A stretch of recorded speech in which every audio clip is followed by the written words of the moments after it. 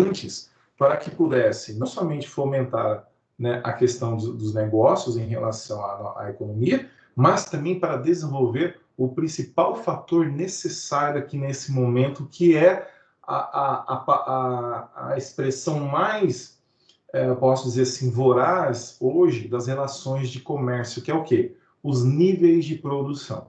Bom, em estudos recentes, nós observamos que hoje o Brasil sozinho já corresponde a 40% da alimentação no mundo.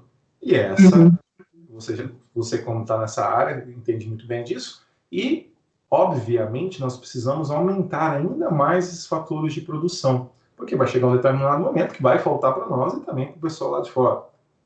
E que, por sinal, pode vir a ser um dos motivos da próxima guerra mundial.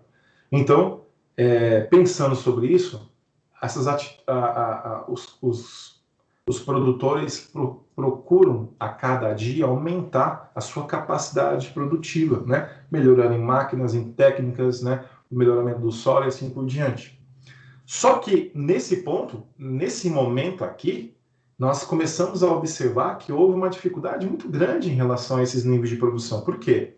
Porque a familiaridade em relação à própria dinâmica de leitura deste movimento só foi se dar lá em torno de 1760, quando um japonês, né, levou o regramento dos candles, que ele criou, né, que eu vou explicar como, para a Europa e os Estados Unidos. Mas antes dele levar, 1700 anos depois, ou seja, 60 anos depois de Cristo, né, nós tivemos um japonês que começou a pensar sobre essa possibilidade em comandar as demandas de produção. Por enquanto, aqui nesse gráfico, como eu te mostrei dessa aula, nós estamos falando aqui, né, da história lá da Idade Média, nós estamos falando de 3.000 anos antes de Cristo. Agora nós vamos para, basicamente, 60 depois de Cristo, 3.060 anos depois. Um japonês, uma certa vez, ele logicamente produzia arroz, e o Japão, como um país monsônico, ou seja, de chuvas torrenciais, né, de chuvas praticamente todos os dias, ele tinha uma cultura muito rudimentar, que era o cultivo do arroz, que por sinal era a única a qual subsistia naquele momento, né? O Japão é uma península vulcânica mais recente de formação no nosso planeta, então ainda não há terras tão eficazes a ponto de você poder cultivar outras culturas, correto? Esse japonês plantava arroz, mas ele tinha um sério problema em relação à produção. Como assim? Olha, esse japonês, todos os dias, ele ia lá, ele plantava, logicamente, o seu arroz, e ao colher, ele cometia um erro muito grave em relação à análise daquilo que ele mesmo cultivava. Como assim? Olha, esse japonês plantava o arroz dele, na hora de colher, ele misturava o custo da produção com a perda de produção. O vulgo EBITDA, que as empresas, né, tanto falam todos os meses, principalmente nos seus relatórios trimestrais, até na bolsa, né? O EBITDA, quanto mais alto, ele é melhor. Por quê? Porque é a correlação entre o custo da produção e a perda de produção. Então, o que nós entendemos que nem sempre, se você aumentar o custo da produção, você vai diminuir a perda de produção. Mas, severamente, se você diminuir a perda de produção, consequentemente, você vai também diminuir o custo dessa produção. Então, nesse caso aqui, esse japonês tinha esse problema. Ele não sabia como poder separar isso. Por quê? Porque ele misturava tudo, né? E eu vou mostrar isso para você por quê. Eu estou desenhando aqui. Esses sacos azuis equivalem a sacas de arroz, tá? Empilhadas aqui no silo dele. Esse silo dele, como eu te falei, é uma região monsônica, então não tinha boas árvores. E as boas árvores, as vulgas tacaminés, ou próprio takamine, o nome mesmo do violão, que todo mundo gosta aí no takamine, no Brasil, né? Esse tacaminés eram as árvores que estavam no topo da montanha. No caso, por elas serem de alto padrão, eles não cultivavam, eles não derrubavam, porque sabiam que uma hora ia precisar, que são os pinhos, né? E aí, logicamente, depois de anos, quando começou a derrubar e construir os violões, eles são hoje conhecidos como os melhores que há na face do mundo por conta da qualidade da madeira. Então, nesse caso aqui, eu vou colocar para você, basicamente, aqui essa produção. Pronto, tá aí, prontinho. Então, como eu falei, esses silos que ele fazia eram semelhantes às casas de sapê aqui no Brasil. Então, ele pegava os arbustos que tinha, galhos, e montava esse silo para poder armazenar não somente o arroz, mas para poder também secá-lo. Porque o arroz é uma coisa barata, né? Ele vive no banhado, mas depois de seco, se você experimenta molhá-lo, ele fermenta, né? Então, até as questões de produção no Japão se perdiam muito por conta disso, porque se esquecia. Às vezes, produzia, vinha aquela chuva torrencial, não dava tempo, e tomava, né, aquele arroz que eles haviam produzido, né, que eles haviam ali colhido recentemente. Então, nesse caso aqui, eu estou exemplificando o que acontecia dentro desses silos. Ele colocava da esquerda para a direita, tá, a quantidade de sacas a qual ele dispunha todos os dias em sua colheita, perfeito? E aí, Ele não tinha secador, né? Oi? Ele não tinha secador no silo nessa época. Não tinha. Se tivesse, né? Secador, que nem o pessoal fala, pô, não tinha nenhum iPhone, né? Não tinha nada. Né? Um papel com uma caneta, não tinha nada, nada, nada. Então era rudimentar mesmo, era um tempão. Uhum. E aí o que acontecia para esses camaradas aqui? Eles tinham eles tinham por obrigação em fazer, né? Esses galpões para poder secar e também armazenar. Perfeito. Costumeiramente, depois que essa produção já estava em sua fase de colheita, ele ia até a vila próxima, chegava para todos os japoneses lá e falava, pessoal da área, falava, olha, eu vou precisar colher o arroz amanhã na minha terra, quem me ajudar a colher, quem quiser trabalhar e me ajudar a colher, eu vou dar uma saca de arroz para ser dividido com todos aqueles que me ajudarem, né? E ele arrebanhava o pessoal e levava para a fazenda dele. Chegar na fazenda dele, como eu te falei, trabalhava aquele dia, chegava no final do dia, ele lá e dava uma saca para todo mundo. Logicamente, que por ser terras difíceis de plantio, né, aquela chuvarada toda, quebravam-se muitas ferramentas rudimentares, as quais ele precisava muitas vezes pegar emprestado com os próprios vizinhos, né, ou propriamente equipamentos dele mesmo. Então, essas perdas eram muito oriundas da necessidade de, quando quebrasse uma ferramenta, ele tinha que ir lá na outra cidade buscar, lá no vilarejo, né, buscar naquela época, para poder continuar a sua colheita. Porém, o que acontecia aqui? O que acontecia é que quando você pega essa primeira coluna aqui, temos 2, 4, 6, 8, 10, tá? Uhum. Então, o que acontecia? Vamos supor que aqui ele tinha 12, só para colocar assim bem diferente, para você poder entender. Ele foi lá, deu uma saca para quem ajudou a colher, perfeito? E a outra saca oriunda pela perda que ele teve, que quebrou a roda de uma carroça, quebrou o saldo de um cavalo, então teve que pagar.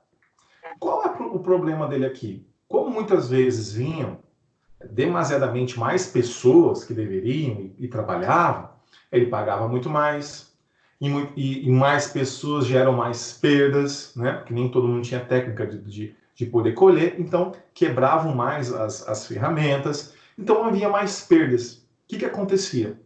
E o pior de tudo, não tinha controle. Se você pensar assim, ó, que na outra semana que ele colheu, por exemplo, na segunda-feira ele colheu 12 sacas, na terça colheu 15, na quarta colheu 5, na quinta 7, na sexta 8, no sábado 12, no domingo 19. Quantas mesmo ele colheu na quarta? Ele teve que marcar. Tá vendo?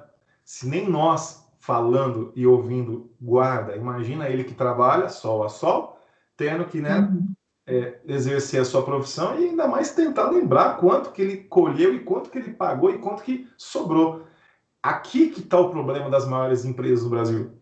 É porque quando elas Mas não começam... o Rodrigo, eu morei na fazenda durante 7 anos. Eu tinha plantação de quiabo.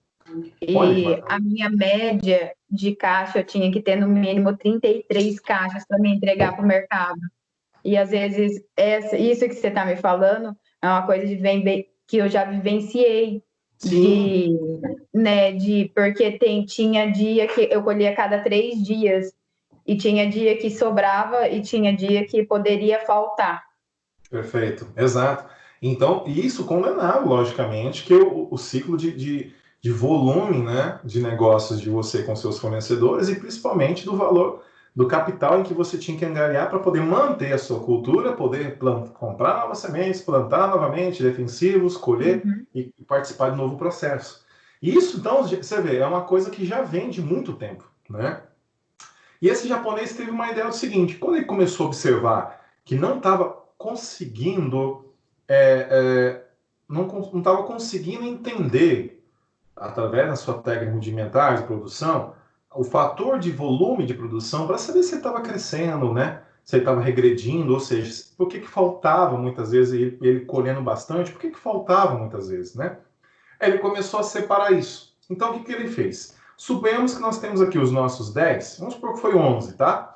E aí ele falou o seguinte: bom, eu tenho que pagar a galera que colheu. Vamos supor que tinha 11, então arrancou uma saca daqui.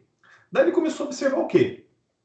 Quando ele secava esse arroz e jogava nesse silo, essa argila que ele colocava nesse silo tinha um alto poder de absorção, porque logicamente, uma terra vulcânica, então ela suga muito mais do que as outras, né? É menos concentrada, né?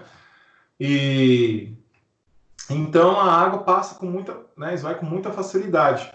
E ela tem uma capacidade de chupar tudo que está aderindo a ela naquele momento. Então, como a sacaria soltava aquele pó branco, essa parede chupava esse pó. E aquele pó, e a parede que era preta, pela terra dele ser preta, né? Uma argila preta, como é no Chile, por exemplo, onde tem as regiões vulcânicas, ela se tornava branca. E aí ele começou a observar que quando ele jogava aquela saca, aquele pó branco, ele inebriava aquela parede, né? E ficava branco. Então o que ele pensou? Olha, se esse dia então teve 11 sacas, né? Tinha uma saca aqui e tal, eu fui lá, peguei essa saca aqui, por exemplo, e paguei pro pessoal que foi lá e me ajudou a plantar. Pronto, paguei ela. E aí, ficou a parede branca. Aí ele pensou o seguinte: vou fazer melhor. Eu vou riscar na parede, eu vou passar a mão, vou riscar esse fundo branco, para eu poder lembrar lá no final da jornada aqui de colheita, que ali havia uma saca e naquele dia eu paguei uma saca para o pessoal.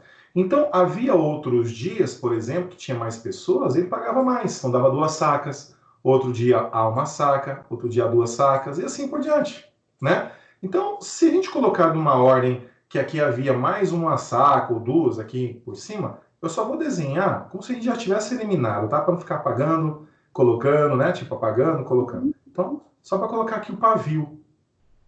Habitualmente, nesse processo, ele já estava demonstrando para nós que aqui havia o quê? A expressão do martelo. Ou seja, ele acabou de mostrar para nós a criação do martelo de baixa. E as perdas de produção, Rodrigo? E aí, que é o mais importante, né? As perdas de produção, como não tem como você misturar, porque o custo, ele é relativo, ele é todos os dias, né? Então, ele é constante. Melhor dizendo, ele é constante. As perdas são relativas, porque nem sempre você vai ter perda, né? A não ser que houve necessidade.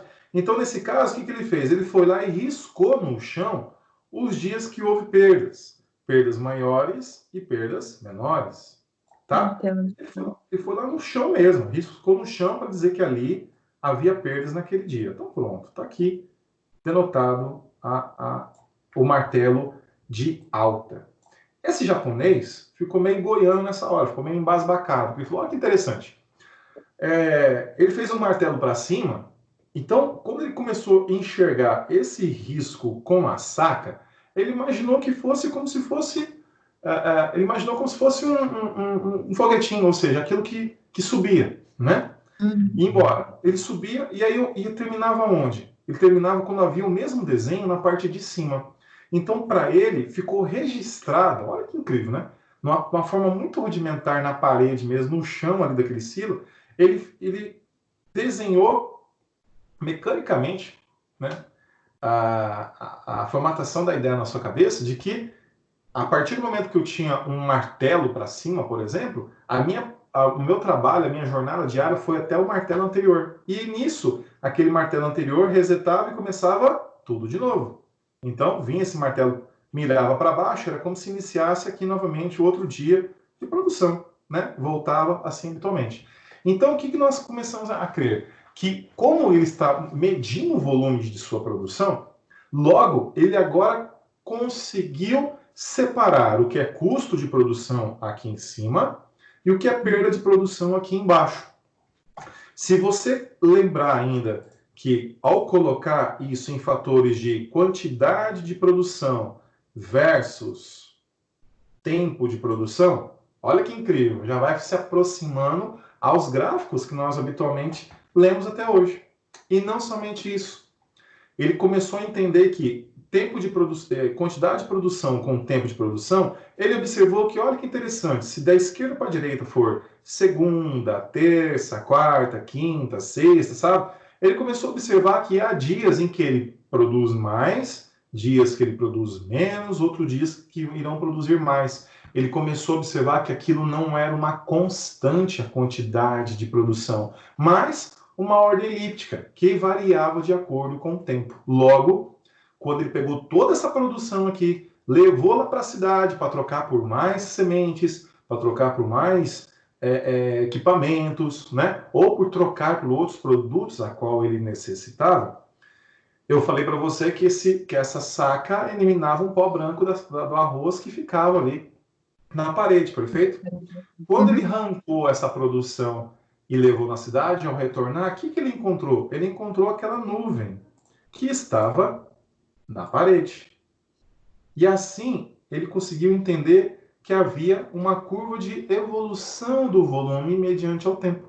Pronto. Esse desenho mecânico que ele criou em 60 depois de Cristo é utilizado até hoje em todas as empresas e até mesmo na bolsa de valores, a qual a gente utiliza com muito carinho. Então, pensa numa ideia que foi simples, né, de uma necessidade, originou, obviamente, não só uma forma de você medir o volume, né, de também ter uma variável do seu volume mediante a quantidade de produção versus tempo de produção, mas como também uma nova formatação gráfica de medidor de volume, que é o caso do nosso amigo Renko, que é tijolo em japonês. Tá? O Renko, ele basicamente vai mostrar para nós que se eu tenho, por exemplo, deixa eu tirar aqui, se eu tenho, por exemplo, a ideia que esse Renko aqui seja, por exemplo, com o pavio para baixo e o quadrado para cima, a ideia é de acréscimo, se espera o quê? O acréscimo do volume mediante, né, o tempo. Né? Ou seja, aquele volume vai aumentar mediante esses quadrados vão representar o aumento do volume, independente do tempo. Independente, pode ser um dia, pode ser um ano, pode ser um minuto, né? Desde que tem volume. Desde que tenha, perfeito, desde que tenha volume. Da mesma forma, quando nós temos um martelo de baixa representando o decréscimo desse volume, tá? Nem sempre é alicerçado na ideia de decréscimo de preço. Não, pode ser um decréscimo do próprio volume. Então, nesse caso, você vai observar o quê? Que há uma desvalorização, então não há por que empreender uma ideia de compra num movimento desse. Ou seja, é o único gráfico que não vai te colocar em roubada de posicionamento. Por quê? Porque uma vez que você viu que esse martelo seja para cima, comprador, ele tende só a subir. Então você não tem por que vender. Perfeito? Da mesma forma como você tem um martelo de venda, em que está demonstrando um decréscimo desse volume, não há por que você comprá-lo. Não tem por que comprá-lo. Perfeito? Porque ele está em decréscimo. Ah, Rodrigo, mas você compra ali o martelo de queda? De jeito nenhum. De jeito nenhum. Eu simplesmente vou observar as minhas entradas, daqui a pouco, como eu vou te mostrar, nas falhas de fundo e falha de topo, mediante a formação do nosso martelo, que é o gatilho, né, inicial das operações que eu preciso ingressar para poder participar daquele processo. Perfeito? Então, os martelos são muito importantes para ativar aquela operação a qual a gente está esperando, né? basicamente buscando a avertência de sua própria natureza de tendência. Então, ou seja, se o martelo ali é para cima, eu vou ter que comprar, não posso vender. Perfeito? Uhum. Perfeito. Como também o martelo de venda. Ah, Rodrigo, mas e se bate, por exemplo, um martelo desse assim, lá na sua linha de tendência de alta, um martelo de venda? Eu vou esperar fazer um martelo de alta, porque eu preciso que o mercado reverta aquela posição para objetivar, logicamente, né, a continuidade da tendência de alta prescrita nesse movimento. Tá bom? Tá. Perfeito? Então vamos lá. Quando a gente observa essa correlação, é muito importante lembrar que esse cara foi criado em 60 depois de Cristo, né? Tanto o Uhum. martelo de alta como de baixa. Lembra aquele cara que eu falei para você que levou em 1760 para a Europa e para os Estados Unidos? O Kendall. Uhum. O Kendall foi Sim. criado pelo Monetiza, um japonês da época, que ele Uhum. simplesmente... o Monetiza era um japonês na época que precisava levar uma forma, né, de métrica gráfica para os ocidentes, ou seja, os ocidentais, né, na Europa e Estados Uhum. Unidos. O Ocidente não conseguia medir, eles não aceitam medir todo o fator de medição gráfica através pelo volume. Não, para eles é fator tempo. Por quê? Porque quando você, por exemplo, observa aqui num dia de um cidadão dos Estados Unidos que vai trabalhar, o que ele faz? Às 7 da manhã ele ganha $10 a hora dele. Às 8, a hora dele custa 20. Às 9, 30. Às 10, 35. Às 11, 40. Ao meio-dia, 50. Aí 1 da Uhum. tarde, 45. Às 2, 35. Às 3, 30. Às 4, 25, né? 20 às 5 e assim por diante. Até chegar às 6, volta a aumentar. Para quê? Para ele colocar, estipular aqui, o fator horário dele é muito importante, é mais importante do que o preço. Por quê? Olha que interessante, você está aqui 6, 7, 8, 9, 10. 10 da noite, pronto, está aqui. Então, tudo isso aqui é a representação dele. Por quê? Porque se você começar a colocar uma média de valor, você vai objetivar que ele vai ter uma média de valor diária de ganhos durante o dia. Não é porque ele vai ter $10 na, nas 7 da manhã, sendo que ele vai ter $50 meio-dia, 50 com 10, 60 dividido por 2, dá uma média de $30 a sua hora, independente do ponto que ele for comprar, que ele foi trabalhar, perfeito? Então, os americanos e os europeus trabalham muito com essa vertência. Quando a gente quer tirar sarro também dos amigos americanos, a gente fala, qual que é o seu salário aí no mês? Ele fala, que salário, que salário é coisa de brasileiro, né, país subdesenvolvido, aqui americano ganha por hora, ele fala muito assim, eles ganham por hora, né? E, ao meu ver, acho até importante, que acho que você está colocando não somente peso de valor no seu trabalho, mas também colocando uma garantia, né, de rentabilidade em fração de tempo. Então, pronto. Esse Monetiza fez o quê aqui, Fran? Simples, espertão ele, né? Ele foi, pegou o martelo de alta, perfeito? Olha que Uhum. grande dificuldade que ele fez o Kendall. E somou com o martelo de baixo. Acho. Pronto. Olha que difícil a gente fazer um gráfico, uma formatação gráfica. Fez o Kendall. Então, exemplificando aqui a ideia de que haja mínima, máxima, no caso da alta, abertura embaixo e fechamento Uhum. em cima. E no caso da venda, abertura em cima e fechamento embaixo, tendo mínimas e máximas nos mesmos pontos, tá? Então só muda o eixo central da sua leitura, né? Então, nesse caso, esse camarada levou essa ideia para lá. Por quê? Porque eles trabalham com o fator de variação de preço mediante tempo. Isso começou a ter muitas diferenciações, principalmente no tocante de que, se você começa a ter o candle com a ideia de tempo, vai observar que em determinados ativos em suas vendas, eles possuem uma potencialidade muito maior do que outros.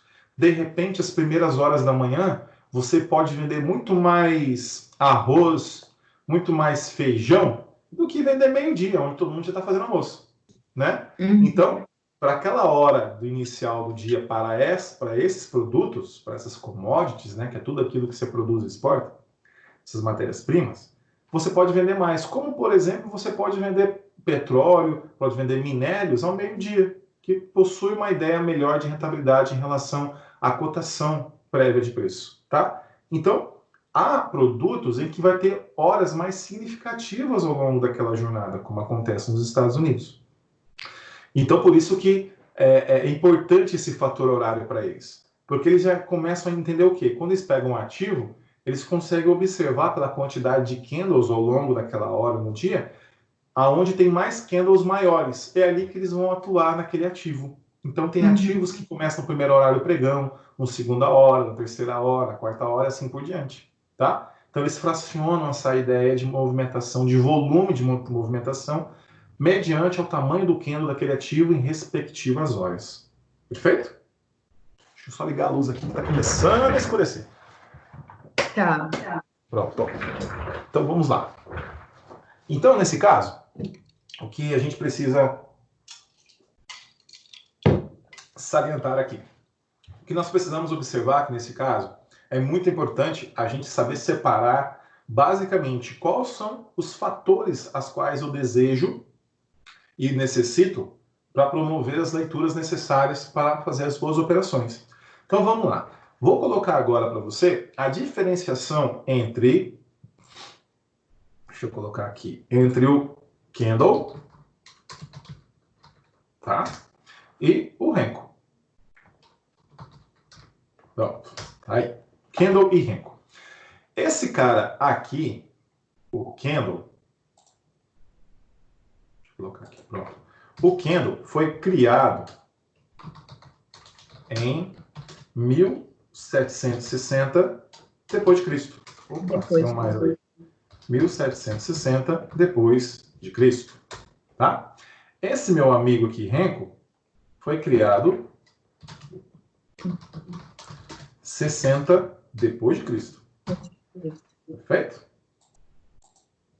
E um pouquinho aqui, pronto. Em 60 depois de Cristo. Esse cara aqui, ele mede o preço em relação ao tempo. Ó, mede o preço em relação ao tempo. Pronto. Esse cara aqui mede o volume, tá? Em relação à produção. Mas, Rodrigo, por que não é tempo? Porque nem sempre o Renko vai movimentar, por exemplo, podia ser tempo, né? Mas nem sempre pode movimentar. Às vezes ele pode ficar parado ali porque não está tendo volume, não está tendo volume de compra nem de venda.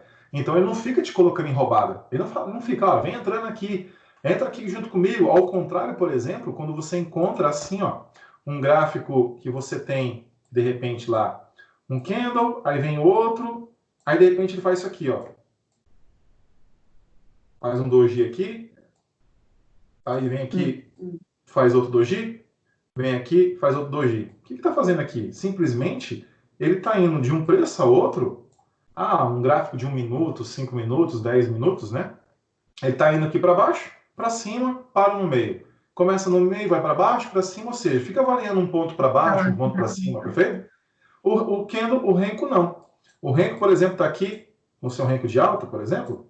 O Renko não lateraliza? Não, quando ele lateraliza, ele te demonstra isso. Como? Com a criação de martelos um ao lado do outro. Tá? Sim.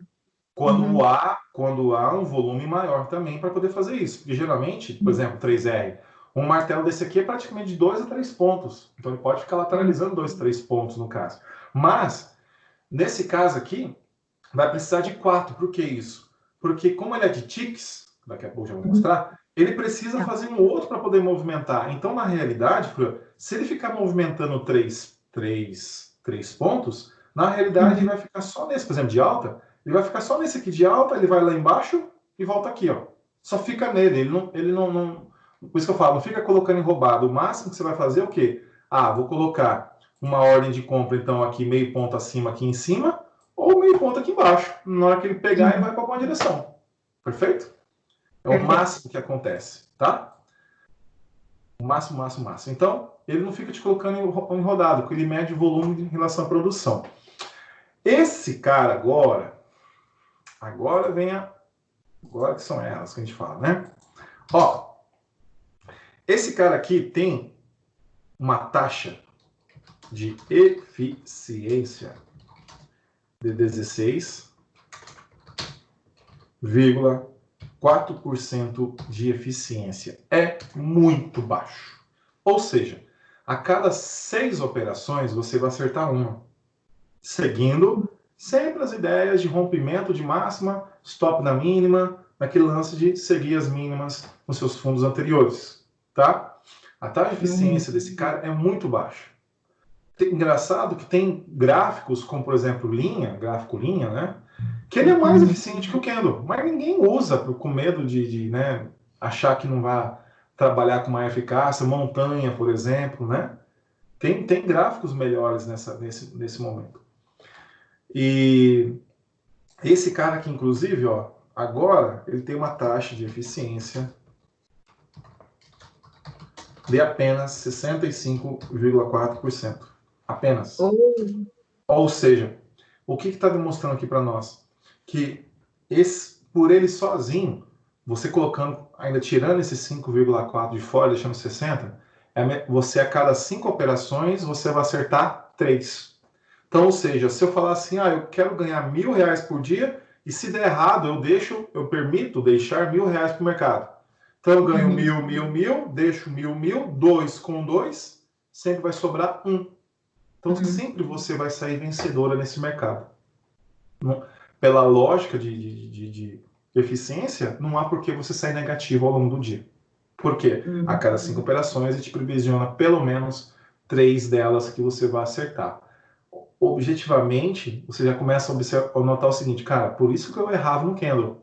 Por isso que ficava aquele lance de o eterno ganhar e devolver. Porque você já estava inserido dentro do processo. E se você ainda falasse assim, não, Rodrigo, eu ganhava 2 vezes, devolvia 2, nossa, você estava ainda no fator de eficiência de 50 contra 16 do próprio sistema que você estava usando. Então, quer dizer, você já estava bem acima.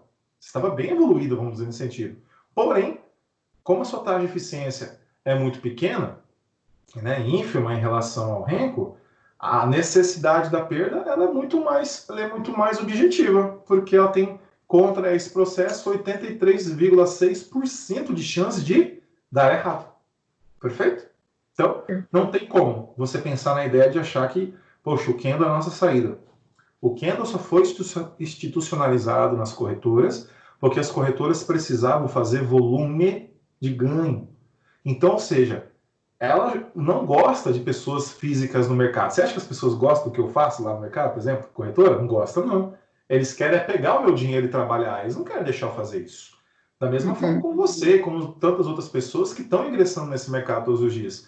Então, nós ainda somos 0,1% da população que opera nesse mercado. Que opera, tá? Estou falando agora que tem 1% da população em bolsa. Lógico que tem. É a galera que está tirando dinheiro dos bancos e comprando os fundos da bolsa. Porque eles estão observando que enquanto o banco paga lá 0,08 ao mês, aquele fundo da bolsa está pagando 0,4. Ele fala, caramba, por que estou deixando o banco? Só porque é banco? O banco é só um intermediador nosso. E ainda pagando o imposto que é do banco pagar. Esse que é o problema. Tudo que você investe no Brasil não pode ser taxado de impostos, porque está desenvolvendo o país, está comprando ações, está ajudando as empresas, perfeito? Então não tem por que sobretaxar isso, embora desejam, lá no Congresso. Então, as pessoas estão aumentando esse quantitativo em relação à Bolsa, porque estão tirando o capital dos bancos e colocando lá em fundos na Bolsa, comprando ações e assim por diante. Mas aqueles efetivos que trabalham todos os dias, que ganham dinheiro nesse mercado, que vivem desse mercado, são pequenos ainda. Então, nós temos um mar de oportunidades para oferecer para tanta gente que ainda não conhece esse mercado, perfeito? Então, esse camarada aqui, ele precisa o fator de continuidade no movimento. Fator de continuidade no movimento, tá? Então, ele precisa que o candle abra outro em superação de uma máxima, trazendo o seu stop para o fundo anterior, ou vendendo o seu fundo, né, com stop na máxima, para que hajam outros candles poder continuar, para levar o teu trade em direção ao que você deseja. Aqui ele já trabalha com fatores de falhas de movimento. Ou seja, se falhou, é porque provavelmente ele não tende a seguir aquela ordem contrária, tá? Então, nesse ponto que nós observamos entre o candle e o Renko, é porque quando o Renko inicia o seu fator de volume em dada direção, note que os camaradas ainda lá, como eu expliquei lá do candle, estão esperando aquele candle ser fechado para poder entrar na continuidade do rompimento, de repente, da máxima daquele candle, né? Então, enquanto o Renko aqui, por exemplo, começa a fazer, deixa eu desenhar aqui para nós para ficar melhor. Enquanto o Renko aqui começa a fazer esse desenho para nós aqui de alta, por exemplo, né? O camarada aqui do candle basicamente está ainda indo em relação ao movimento. Vem o martelo de baixa, faz aqui, por exemplo, e vem o martelo de alta. Pronto, tá aqui. Aí. E aí dá continuidade. O que vai acontecer? O cara desse candle vai ter que entrar onde? Na superação dessa máxima com seu stop aonde? Aqui atrás. E aí ele espera que ele entra, vem lá, obviamente, o outro martelo, aquele martelo, o outro candle, desculpa, o candle cai, deixa pavio, né, volta, deixa o pavio lá embaixo, aí ele vai e sobe. Subiu, pronto. E aqui também continuou. Qual a diferença? A diferença é que esse cara aqui, por exemplo, em todo momento mandou a gente iniciar o processo de compra mediante também a ideia da linha de tendência de alta. Perfeito? Aí, sim, quando acaba esse candle aqui, aquele stop que estava lá atrás vem aqui para trás, ó, o próximo, né? Acima, vem aqui para cima, atrás do pavio.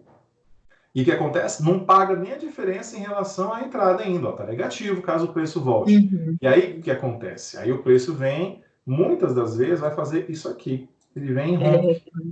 Perfeito? Ao romper, basicamente, ele está fazendo o quê? Abrindo outro candle e vindo estopar essa pessoa. Ou seja, o candle, o Renko, ganhou em duas operações o que o candle não ganhou. Logo, o Renko vai iniciar o processo de compra e aonde o cara do candle vai entrar, o Renko está saindo. Pronto. Ou em parcial ou na sua totalidade. Se de repente fala assim, não, tá mandando continuar aqui porque fez um martelo ainda para mim aqui embaixo, então eu vou continuar na compra e vou seguir com ele até romper a minha linha de tendência basicamente. Perfeito? Porque ele deu, logicamente, a incidência de uma entrada de compra, até mesmo pela falha de um fundo que ele fez em cima de uma linha de tendência. Dúvidas, minha querida? Não, eu tô. Era essa dúvida que eu tinha. A maioria das dúvidas, eu sempre perguntava para o Robson, que eu não conseguia achar. Porque ele falava para mim do Renko e eu sempre falava do Kendo. Aí ele perguntava para mim, quantos pontos você fez hoje? Sim.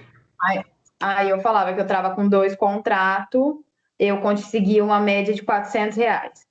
Ponto, estava dando quantos pontos? Com 2 contratos, era... R$20 por ponto. É. Isso, né? 2 contratos por ponto, R$20. Isso. Basicamente... Era essa média que eu estava fazendo por dia. Quando não era 400, era 350, R$400. E aí ele falava para mim passar por Renko.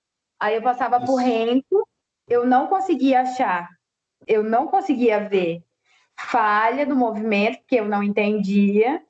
Eu falava para ele, qual que é a hora da reversão? Eu não consigo ver reversão. Da reversão no candle ou no Renko? No Renko. No Renko. A reversão no Renko é justamente a falha que ele fazia, né, que ele faz ao movimento, e o rompimento de suas linhas de tendência. Então, a reversão sempre vai ser originada por 3 fatores. Ou ele vai produzir uma falha de fundo ou de topo, tá? Ou seja, deixa eu desenhar aqui para você, ó. Obviamente, deixa eu desenhar aqui em azul. Nós temos um processo de queda, aí de repente ele vem sobe, falha um fundo aqui, ó. Aqui, ele já está querendo dizer que vai para cima, ó. Da mesma forma que quando ele sobe, deixa eu apagar agora esse cara aqui, melhor para a gente. Aí ele vem e desce, falhando o topo. Continua. Tá? Se você traçar uma linha, por exemplo, agora aqui, ó, você tem uma linha de tendência aqui, você tem uma outra linha de tendência aqui e uma outra linha de tendência aqui, ó. O que aconteceu, basicamente? É que você começou a observar que toda vez que ele batia nessa linha, era um ponto de defesa. É como se aqui estivesse cheio de gente de venda aqui, ó. Tá? De tal forma que chega uma hora, vai ficando caro para esse cara vender lá no fundo, então ele vai deixando subir para poder vender mais caro. E aí o comprado vai lá e começa a entrar para comprar. Chega lá ficando mais caro para comprar, porque saiu de um ponto e chegou a outro, perfeito? Aí vem novamente o cara da venda e bate lá, porque ele sabe que já subiu bastante, pode vender, que o comprado não vai comprar, vai ocupar o lugar dele e vai fazer esse preço andar novamente. Qual é o nosso intuito? A lembrar exatamente os fatores dessa reversão que o gráfico nos avisa, principalmente, e seguir sendo amigo dos dois. A gente não pode ser inimigo de ninguém, não. A gente tem que ser amigo dos dois, tanto do cara da compra como da venda, né? Se em determinado momento o cara da compra não ter mais capacidade de levar esse preço adiante, ok, vou virar meus olhos para a venda. E assim eu vou tocar, né, o barco em relação aos posicionamentos em que essa venda objetiva buscar, ou da compra, propriamente dito. Então, nesses casos, o que nós vamos observar? 3 fatores. Tá? Nós vamos observar falha do movimento inicial, ou seja, era falha de topo, no caso da venda, vai virar falha de fundo, né? Então, houve uma troca da falha, perfeito? Uma falha diversa em relação à falha eventual que vinha vindo, rompimento da sua linha de tendência, e mudança de coloração. São esses 3 fatores.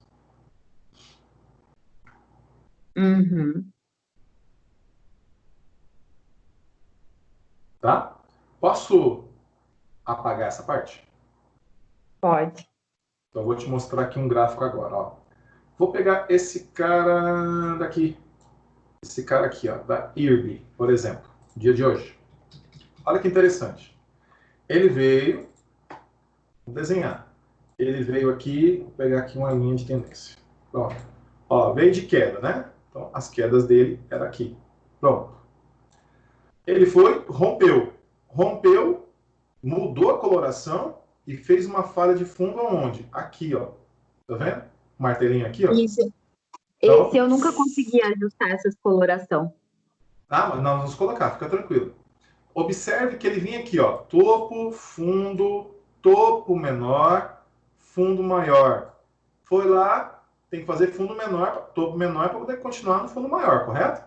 Ele foi e fez um topo maior que o de trás, ó. Que merece um fundo menor que o de trás para objetivar a novo topo maior que o de trás, objetivando um fundo menor que o de trás, topo maior que o de trás, fundo menor que o de trás, topo maior que o de trás. Perfeito?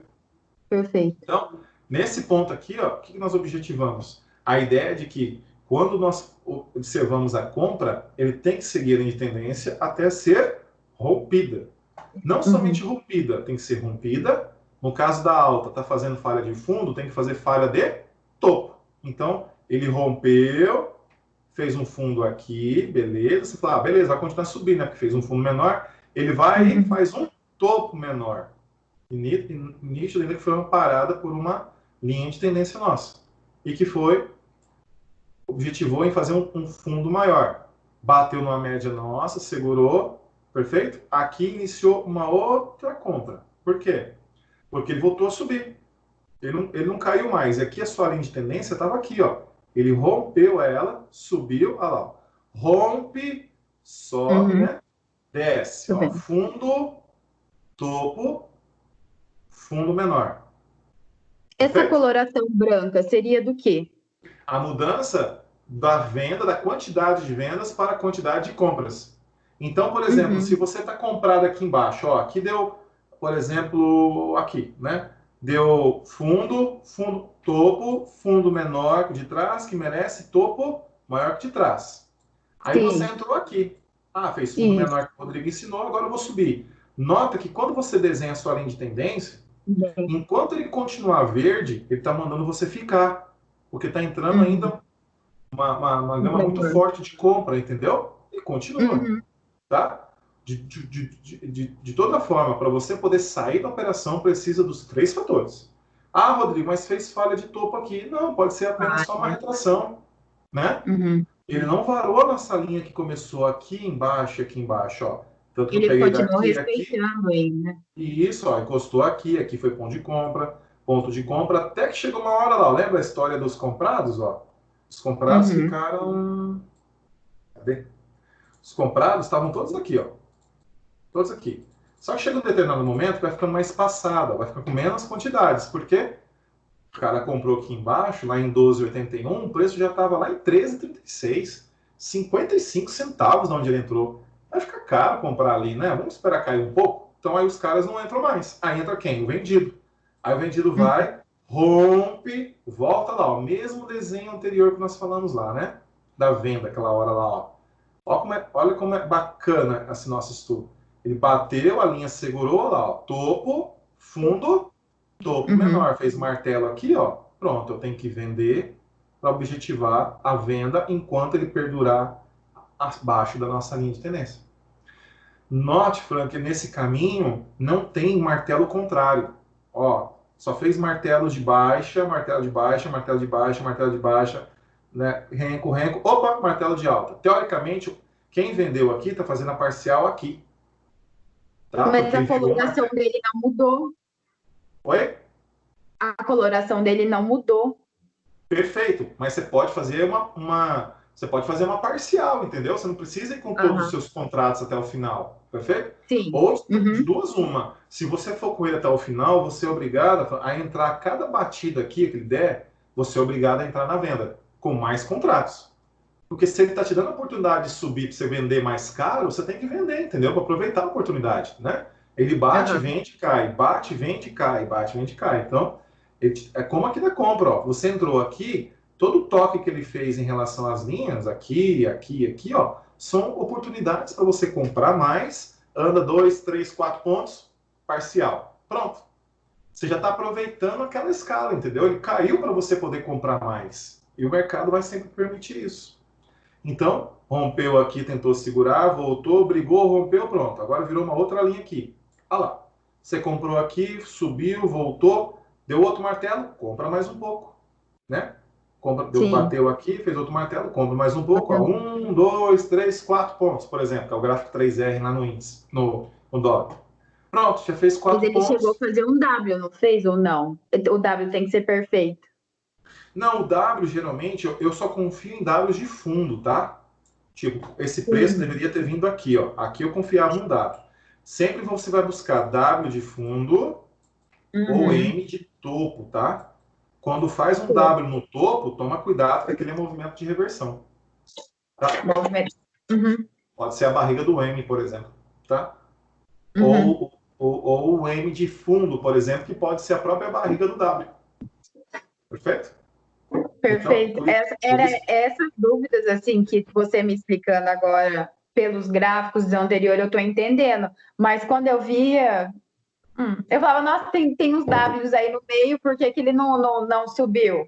Se ele tem um M, por que ele não caiu? Perfeito, perfeito. Exatamente, porque o W tem que ser de topo, né? O M tem que ser de topo e o W, M tem que ser de topo, tá? E o W de fundo, tá bom? E meios de caminho apenas para movimentos de reversão. Então, se está fazendo um W lá no topo, certamente está fazendo a barriga do M. E se está fazendo um M no fundo, é porque está fazendo a barriga do W. Então, a tendência é poder voltar naquela base para você comprar mais e voltar a subir. Tá? Pegar o ponto inicial mesmo da tendência. Ah, e uma coisa, que eu, principalmente ajustar gráfico, eu acho que isso vai ser uma aula, não sei, mais para frente. Sim. Mas eu acho que o gráfico nos 3 Renko, ele anda tão rápido, nos 3 Renkos que opera. 3R? Uhum.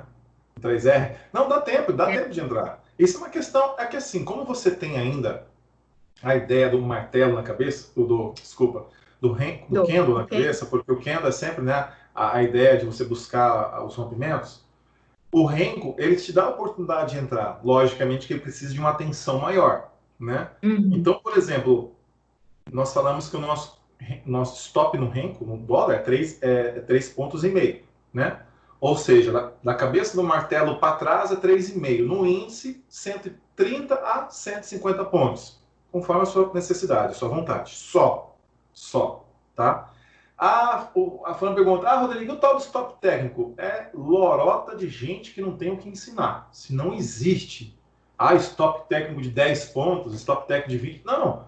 A ideia dos stops técnicos é para quê? Para deixar que você trabalhe e crie volatilidade para as próprias corretoras. Somente isso. Entendeu? Então já te coloca em roubada com um gráfico que não tem eficiência, já te coloca em roubada com um stop absurdo que raramente você, de repente, vai conseguir recuperar ele ao longo do dia, né?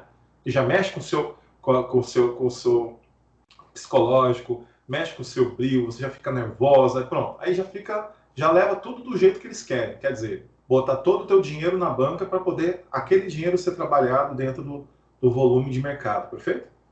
Então nós trabalhamos com 3,5 pontos no dólar apenas. Por que 3,5 pontos no dólar? Simplesmente por essa razão aqui, ó. Vou pegar esse martelo aqui, ó. Pronto. Olha que interessante. Você vai observar... esse aqui está de 2,5. Tá, mas vamos lá.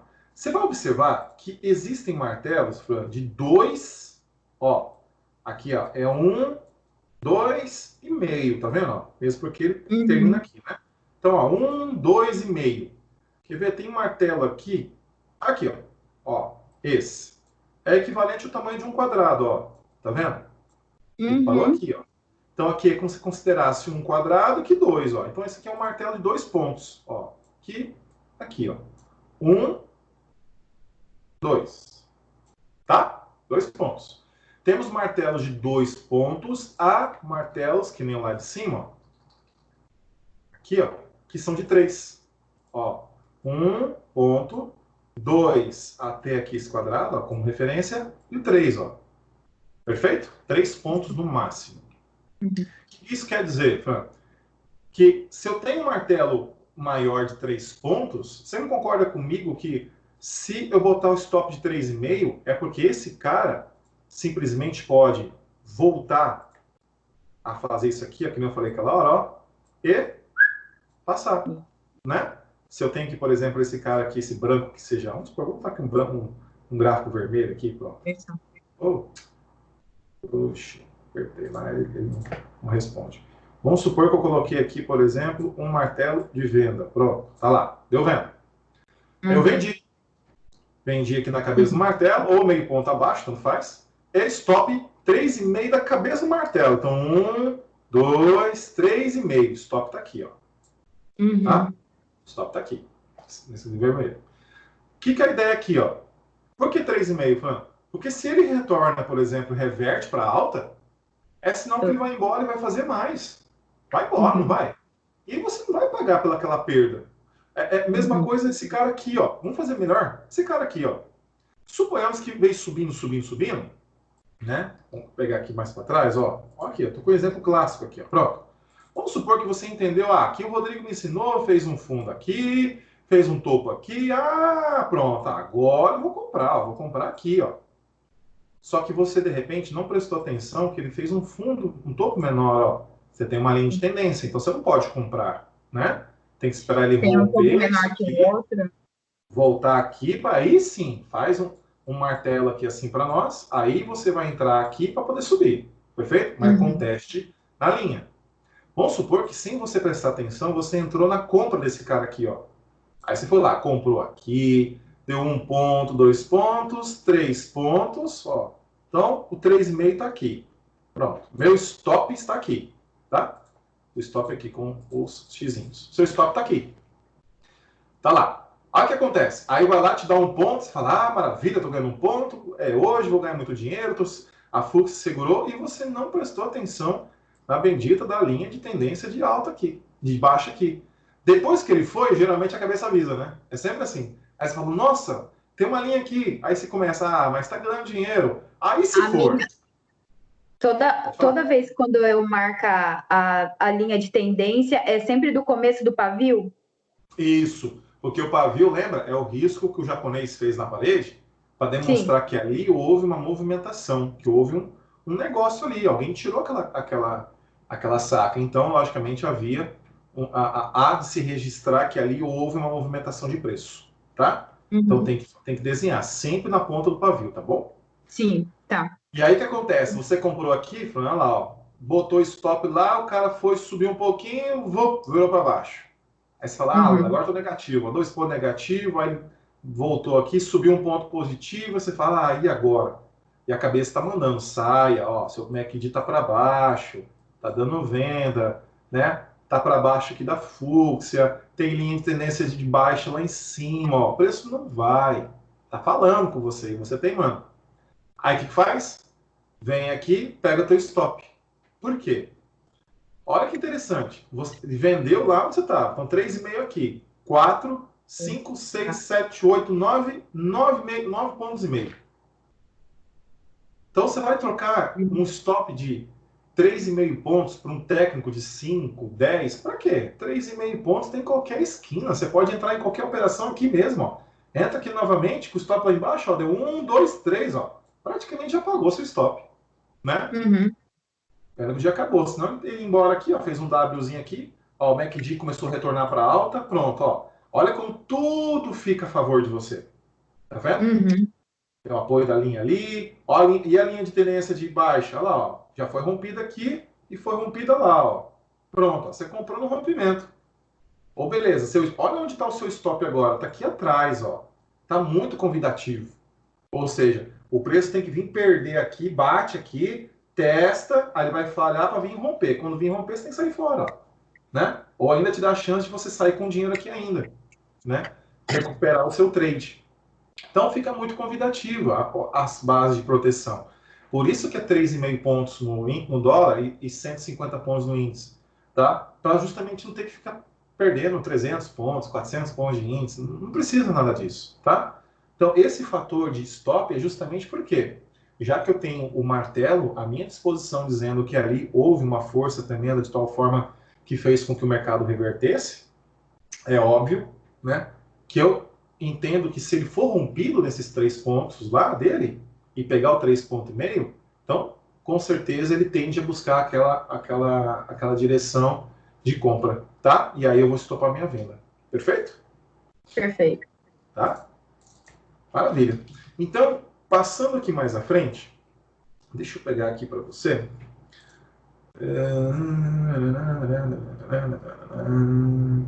Cadê? Abre o tênis. Vai ser esse aqui. Não é esse aqui antes. Deixa eu ver, uma negativa. Não. Cadê? Não tem aqui. Aqui eu já passei. Aqui eu já passei para você, né? Já. Oi? Eu não utilizei médias, nenhuma ferramenta. Sim. Então, era só linhas, tendências, leituras de candle. Então, eu para esse action puro mesmo, né? tinha que aprender novamente. Então, as médias, mais dessas ferramentas. Não, fica tranquilo que só nas aulas de análise técnica nós vamos fazer tudo isso aí, tá? Fica informação setup, não se preocupa não. A única coisa só, como eu... outra coisa que eu esqueci de falar, é que o Renko, naquela nossa lista, ele é atemporal, como eu te disse para você, né? Ele mede volume, então não tem fatores de tempo, e, logicamente, o candle é temporal, né? E o pior de tudo para mim, de estudo que eu observei no candle, a negociação emana de uma imagem. Olha que incrível. Você vai colocar o teu dinheiro em risco apenas por questão de um desenho. Ah, mas Rodrigo, mas o Renko também é um desenho. Não. O Renko simplesmente é a representação do volume empregado naquele momento, né? Então é o volume demonstrando ali, ó, tô subindo que o volume está aumentando, então não vou vender. E vice-versa. Então a negociação Mas nesse caso aqui... todos os analistas de candle, eles sempre falam que para a gente fazer é volume.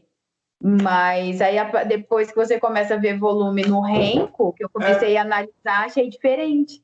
É diferente. O Renko, Fran, na realidade, a variação, a derivação do Renko, nasceu Candle e nasceu Take Reading. Todos eles já estão dentro do Renko. Então, olha que engraçado, o cara fala na questão da imagem, ele fala, olha o seu book de ofertas para ver o volume. Caramba, se o volume vai aumentar lá, ele vai ser representado aonde? No Renko. Então, por que eu vou usar Candle? Com todo mundo que eu converso sobre isso, a gente dialoga bastante, muitos ficam assim, poxa, Rodrigo, não tem nem que argumentar, porque o que você está falando é nítido, né? Eu tinha o Jeffrey ligado para ver o volume. É nítido que está errado, entendeu? Então não tem por que você seguir, né? Mas vamos lá, deixa eu desenhar aqui para você. Olha, então como nós fazemos os fatores de leitura em relação ao Renko? Então o Renko é o seguinte, tem perna 1, 2, 3, e tenho aqui no candle, na queda, perna 1, 2, 3. Pronto. Aqui eu tenho fundo, aqui eu tenho topo. Aqui eu tenho um fundo menor. Como assim fundo menor, né? É que fundo, para ser fundo, tem que ser mais fundo que o fundo anterior. Se ele não foi, é porque ele vai gerar um topo maior. E aqui eu tenho um topo, tenho um fundo, tenho um topo menor. Com um fundo maior. Pronto. Por que topo menor? Porque topo, para ser topo, tem que ser mais topo que o topo anterior. Perfeito? Esse caso aqui, exatamente nesse caso, vai acontecer o quê? Uma falha de fundo. Ou seja, vai objetivar basicamente a ideia de que toda vez que ele fizer um fundo menor em relação de trás, vai haver uma falha de fundo. Do tipo topos e fundos ascendentes.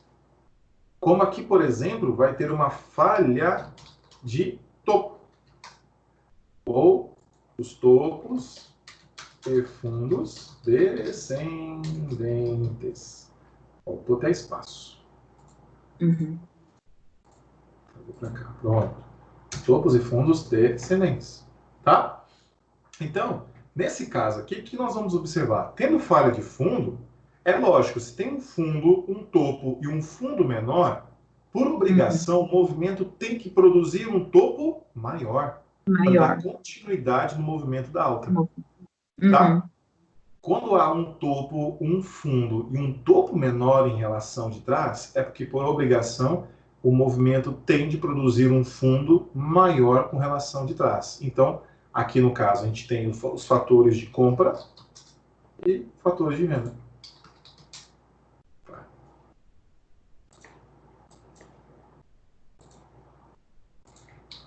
Esse aqui, eu peço que você, se possível, tire uma foto, guarde, tá? Porque é o beabá do nosso mercado. É o que nós usamos todos os dias para poder originar as operações e realizá-las com maior eficiência, tá?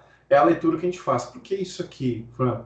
Quando eu trabalhava na corretora, era natural nas mesas de operações em que cada grupo era responsável por um ativo, o pessoal gritar para outros poderem também entrar na sua mesma posição para poder bater as metas diárias, semanais, quinzenais, né? Mensais e assim por diante. Por exemplo, então eu ia lá no dólar, batia a minha meta, mas eu vi que tinha pessoas que não batiam, e logicamente deles não batendo, eu não vou conseguir ganhar a minha meta semanal, por exemplo. Ganha a minha diária, mas não ganha semanal, não ganha quinzenal, mensal. Então o que acontecia? Para poder facilitar para outro pessoal que não estava vendo o teu gráfico, o que você falava?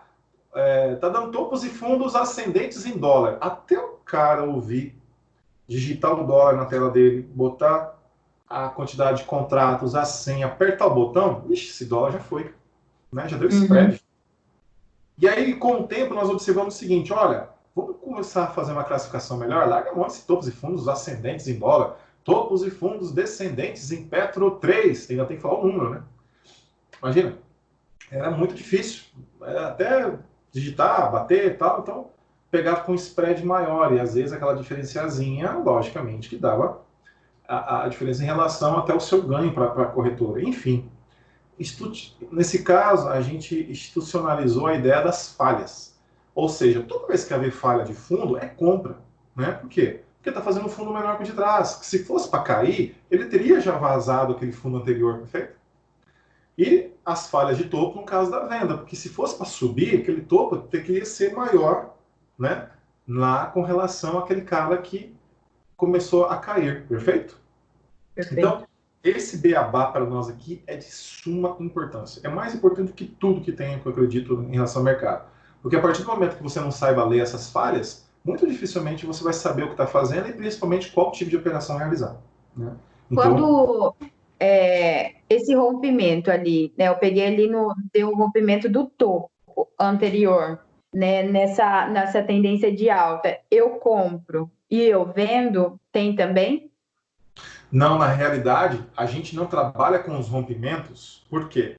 Porque mais de 74% deles são falsos. Nossa. Mas você fala, como assim eu falso? falo aqui, nessa linha igual a gente está traçada ali, o verde, aí você está escrito topo. Sim. Você pode deixar uma compra aqui para romper, né? Na realidade, não. você não está entrando aqui, lembra? Quem está entrando aqui é o cara do candle. Você vai estar entrando aqui, ó. Então, daqui até lá, aonde o cara vai entrar, você já me mostrou.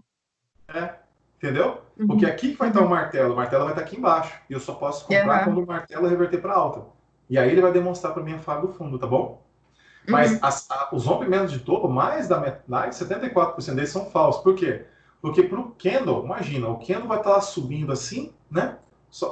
Aqui, por exemplo, ó, nesse caso aqui, desse ponto, ele vai estar subindo, aí desce um pouquinho, deixa o pavio, aí o cara vai ter que comprar aqui com o stop aqui atrás. Aí ele vai lá. Só que aqui você já começou a sair. Se de repente esse mercado virar, o que vai acontecer? Ele já vem, estopa e tira o dinheiro do cara. E o cara do Renko ganhou. Né? Porque ele começou daqui de baixo, porque o martelo já me deu no fundo menor. Isso, exatamente. Então, por exemplo, vamos pegar, vamos pegar aqui um exemplo prático. Voltamos lá para o cara da IRB. Então, nesse caso, por exemplo, ó, quando eu pego aqui atrás, olha lá que interessante. Eu já vinha de um movimento de queda. Sim. Deixa eu pegar aqui.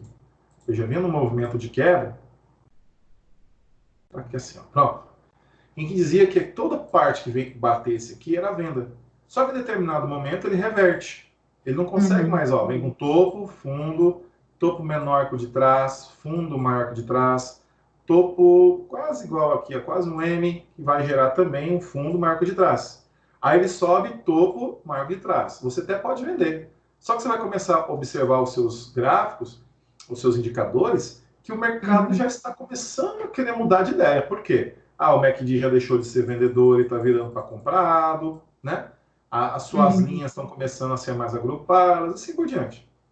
E a ideia é que, por exemplo, a minha amarela está acima da azul, me dando mais tendência de compra do que de venda, que é isso que eu vou te explicar mais à frente, tá? Então, nesse caso, por exemplo, vendi já esperando, ó, se fizer um martelo contrário, nesse caso, e note que ele mudou até a coloração, ó, ele saiu do vermelho e virou para branco.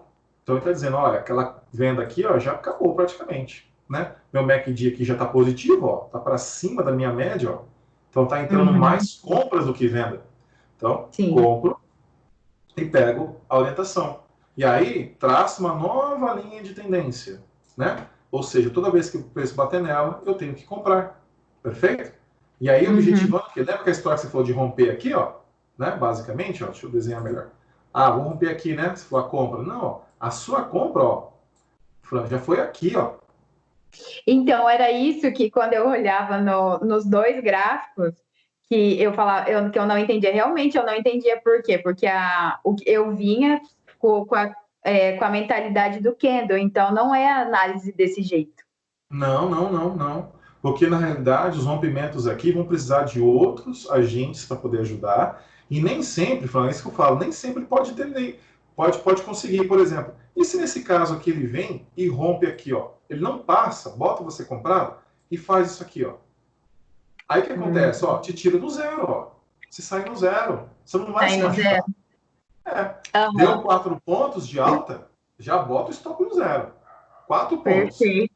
1 ele volta, 2 ele volta, 3 ele volta, 3,5 ele volta, mas 4 ele não volta. E quando volta, que vai mudar a tendência. Então, tem que segurar, tá? Entendi. Que nesse caso aqui, por exemplo, se eu tenho que a minha linha de tendência de alta, desse cara aqui, por exemplo, ó, note que quando você entrou aqui, ó, 1, 2, 3, 4, pronto, já botei no 0 e foi embora. Aí caiu, ele praticamente bateu... deu o outro topo anterior. Ele buscou. Isso, perfeito, buscou. Aí, por exemplo, voltou, você já traçou sua linha daqui a aqui, que originou lá, já tá. Então, quando bateu, você falou, ó, quando bater aqui eu posso comprar de novo, né? Meu MACD tá para cima, então acho que dá para segurar. Então, vamos embora. Comprou, né? Olha lá, um ponto e meio, voltou, ficou 2 negativo. Aí você falou, vixe, tá vendo? O MACD tá negativo, agora é o seguinte, ou é stop loss, ou é stop gain, porque eu sou stop, ó, 1, 2, 3,5, tá aqui atrás. 3,5, né? Isso. Então você tá aqui na linha, ó, seu stop, perfeito? Não, ele só caiu 2 e voltou a subir, ó. Aí foi lá, ó. Voltou com 2, depois subiu 1 ponto, 2, 2 voltou para 1, deu 3, 4, pronto. Stop no 0. Já deu 4 pontos. Deixa aí. Sim. Da mesma forma voltou. Entrou aqui de novo, por exemplo, com o apoio da fúcsia. Olha lá, 1 ponto volta, 2, 2,5 voltou, 3 bateu, pronto. Olha que interessante. Na onde você está saindo, Fran, onde você está saindo aqui dos rompimentos, ó, basicamente, os caras que entraram estão ficando. E eles que vão ter que aguentar o problema todo, entendeu? Volta, bate, aí você entrou aqui, por exemplo, ó, 1, 2,5, veio para 0. Ó, viu? 1, 2,5, vem para 0. Né? Aí vem, dá 2, 3 pontos, aí volta para 0. Aí o que acontece? Fala, ih, isso aqui não vai aguentar não, vai cair. Aí você olha lá em cima, ó, falha de topo, olha o seu MACD negativo. É venda? Acabou. Entendeu? Tem que começar a pensar em venda. Tá? Aí, começando a trabalhar e seguir os pontos em que o gráfico vai poder nos ajudar a seguir. Principalmente quando ele continuar ainda a cair, vazar, ainda fazer falha de fundo. Ó. Fez falha de fundo, não virou venda. Tem que seguir até fazer falha de topo. Tá? Ele lateralizou ali, assim, não. Isso. Você falou que ele lateraliza com o outro, mas subiu e desceu, ficou lateral. Ele lateralizou aqui o topo, né? Ó. Ele não quer perder esse topo, ó. Ele quer seguir. Essa ação aqui, eu estou comprando a R$7, ó, já está em 13, já está dando quase o dobro já. E agora? Isso é uma coisa, Rodrigo, que eu perguntei para o Robson, né? Que eu sempre fiquei no dólar, mini dólar, porque os cursos que a gente vem olhando. Mas e ações? É o mesmo gráfico? É o day trade, é o swing trader? Mesma coisa, ó. Tanto é que o que a gente está enxergando aqui. Mas a compra de papel, a compra de contrato é a mesma quantidade? Varia bastante? Não, na quantidade depende do que você vai fazer. Por exemplo, eu quero comprar para day trade. Então, você vai entrar numa quantidade mais satisfatória para poder fazer, por exemplo, vou comprar aqui 10 mil ações, que geralmente a cada 100 ações, por exemplo, em day trade, deve ser uns R$40, né? É mais barato, é alavancado. Então, se você vai trabalhar com 1.000 ações, é 400, com 10 mil é 4 mil, por exemplo. Né? Então, você vai entrar aqui, tá? E pegar o quê? Vou entrar sempre na reversão da tendência. Quando reverteu, toca reto a linha aqui, eu vou sair aonde? Aonde o preço sai fora. Então, eu peguei basicamente aqui dos 12,98, fui com ele até 13,23, por exemplo. Ó. Ganhamos aí 25 centavos. Vezes 10 mil ações são R$2.500. Isso em o fator da tarde aqui, ó, das 3h40 até 4h24, ó. 40 minutos, ganhando R$2.500, maravilha, né? Uma consulta da doutora Fran. R$2.500, né? Mesma coisa que você pode fazer em qualquer ativo. Não, quero comprar para ficar, Rodrigo. Olha os tempos maiores, por exemplo, 10R. Olha lá, ó. Olha, por exemplo, isso aqui que legal. No Renko existe um gráfico âncora de R's? Sim. Vou passar já para você, que é o que você vai guardar ainda hoje. Aqui, por exemplo, olha que interessante.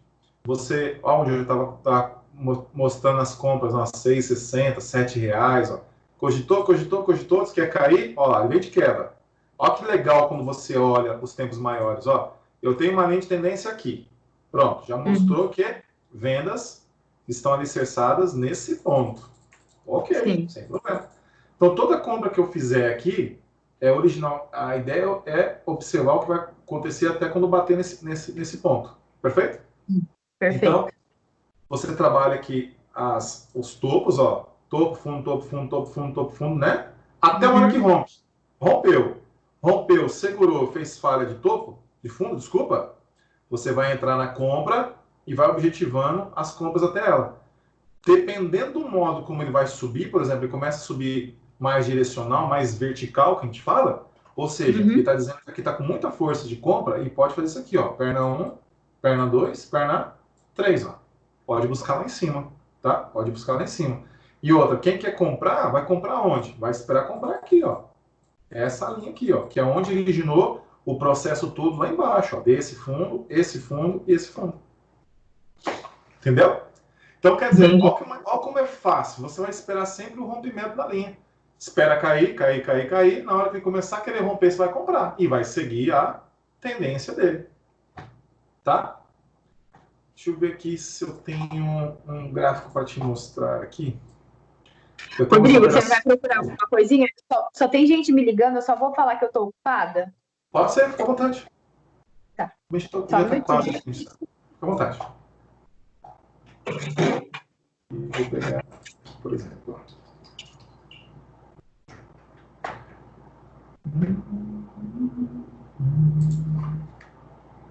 Oxi.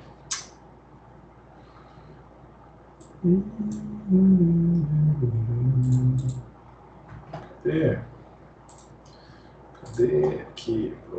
Deixa eu pegar. Não vai ter desfazer. Vai ter, né? Vai ter. Paciência, oi. Deixa quieto.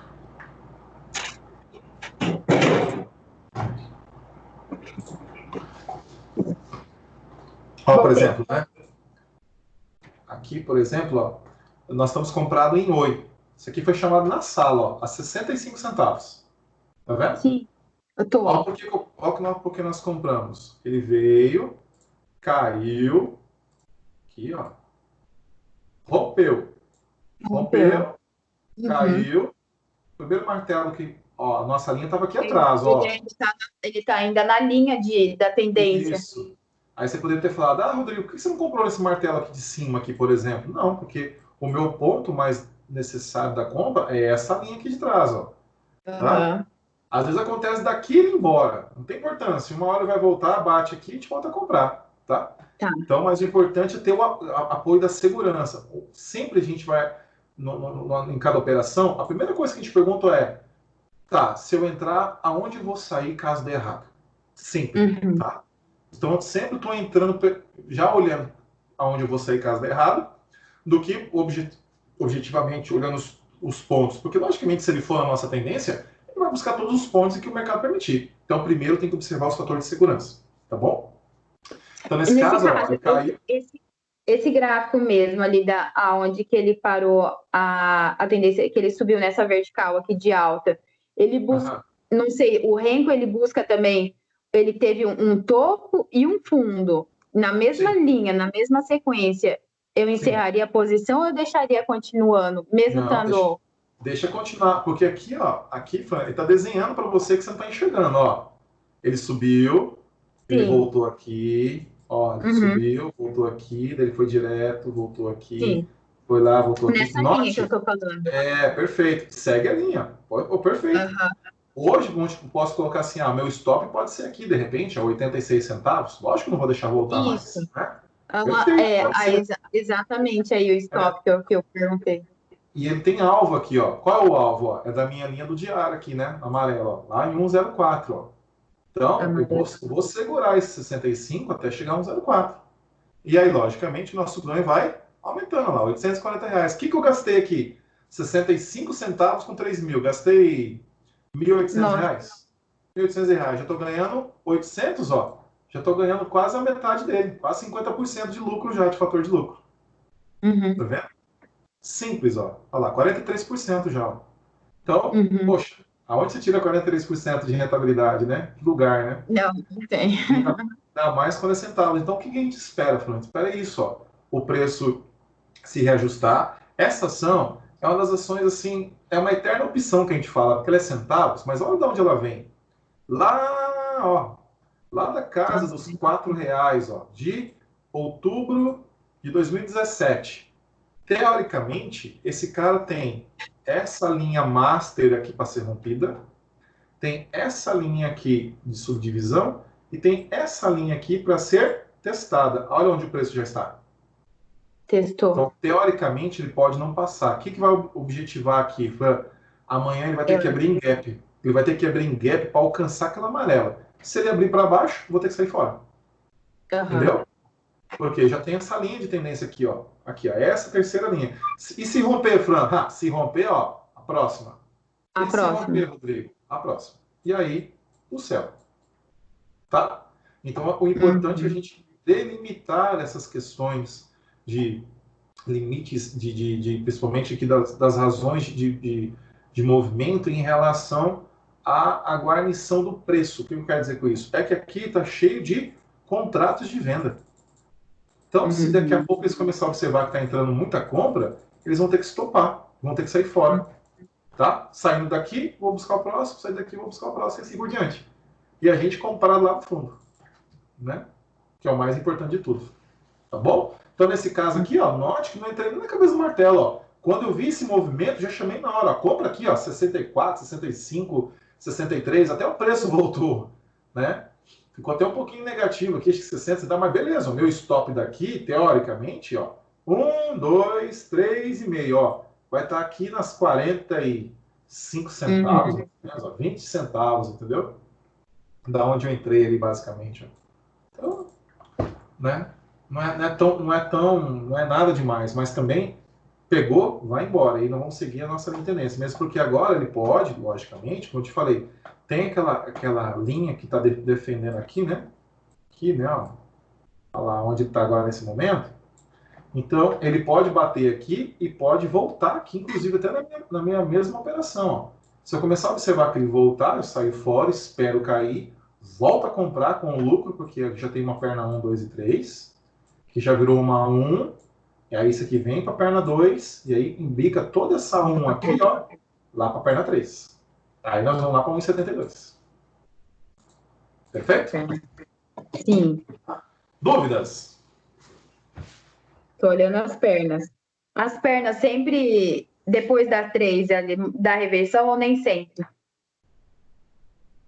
Às vezes pode ser a que você objetivou a reversão, porque na verdade aqui, ó, tem uma perna menor, né? Mas geralmente pode ser assim, ó. Por exemplo, você tem uma reversão aqui, perfeito? Ó.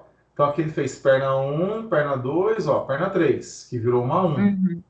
Aí aqui virou uma 2. Como assim virou uma 2? Ó, tem 1, 2 e 3, ó, dentro dela. E agora a perna 3, ó. Tá vendo? Então, esses caras aqui, que é o que eu ia te explicar agora, é muito importante a gente observar esses fatores, que é aquilo que eu vou começar agora a colocar para você poder estudar hoje, tá? Nós temos que lembrar que no mercado nós temos 3 tipos de players. Então, vamos lá. Nós temos os caras da primária. Uma pessoa pergunta, e aí, a primária é do quê? De alta, de baixa, né? Temos a secundária e temos a terciária.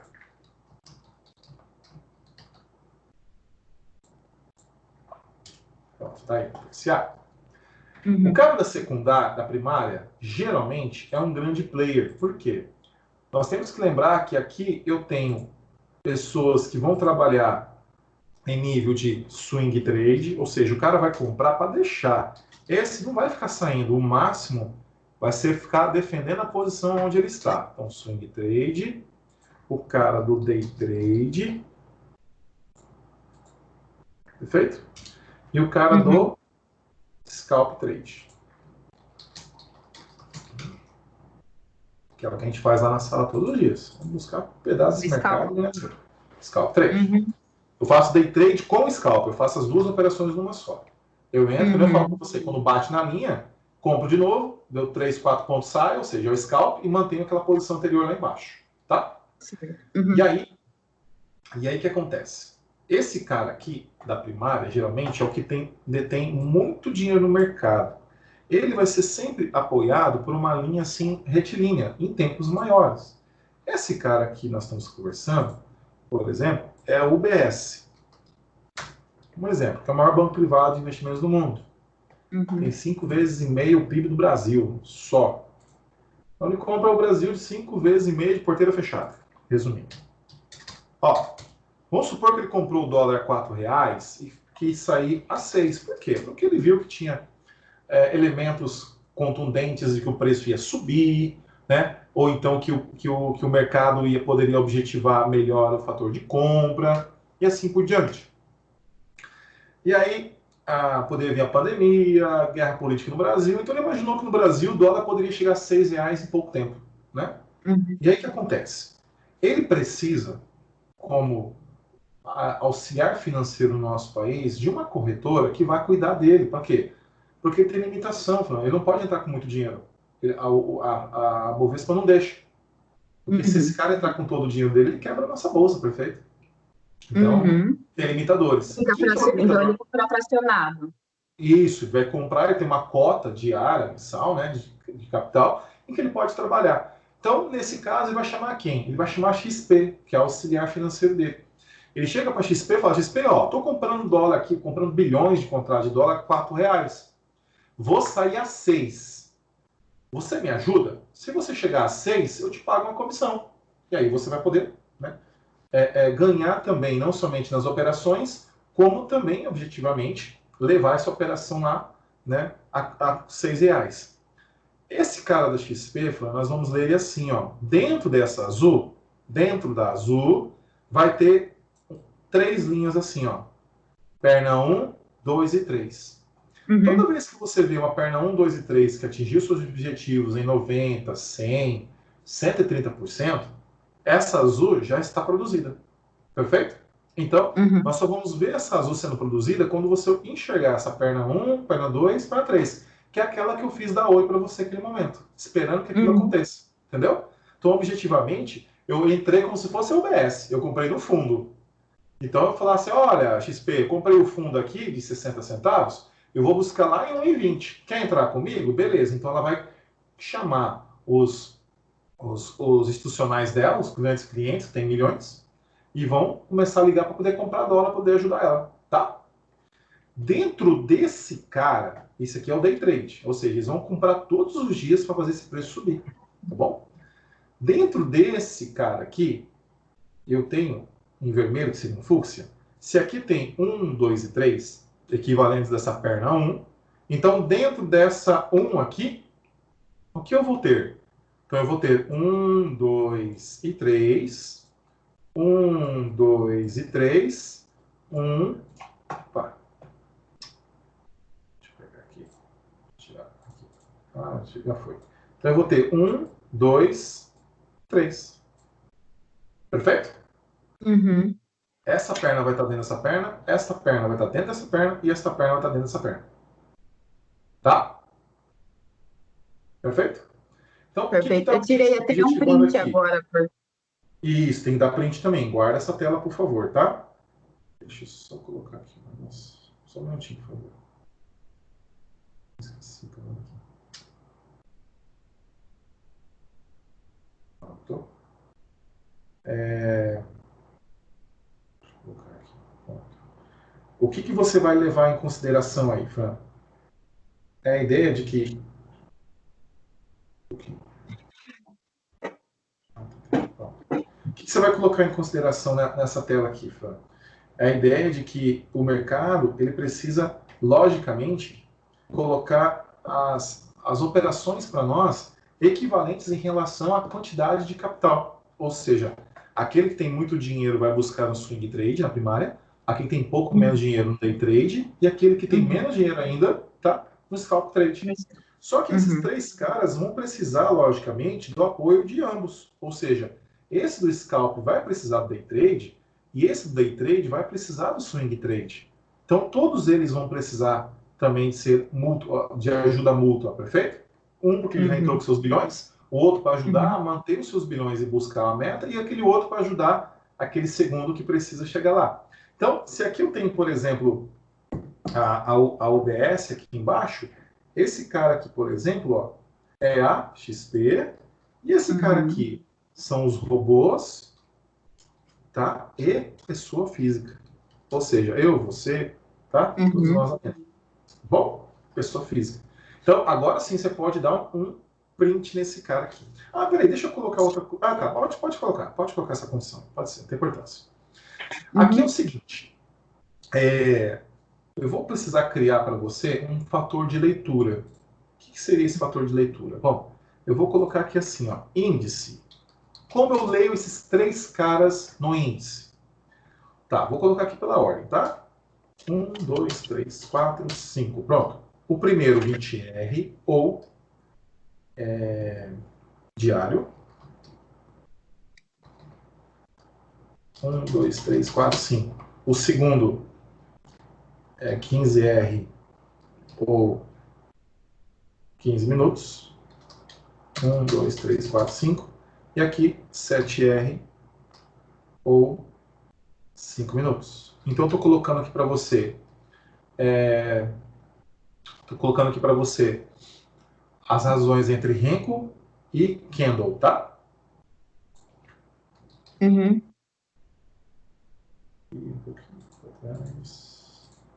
Dólar. Mesma coisa. 1, 2, 3, 4, 5. O dólar é. Aqui também é 10R. Deixa que passou. Isso, 10R ou diário. 1,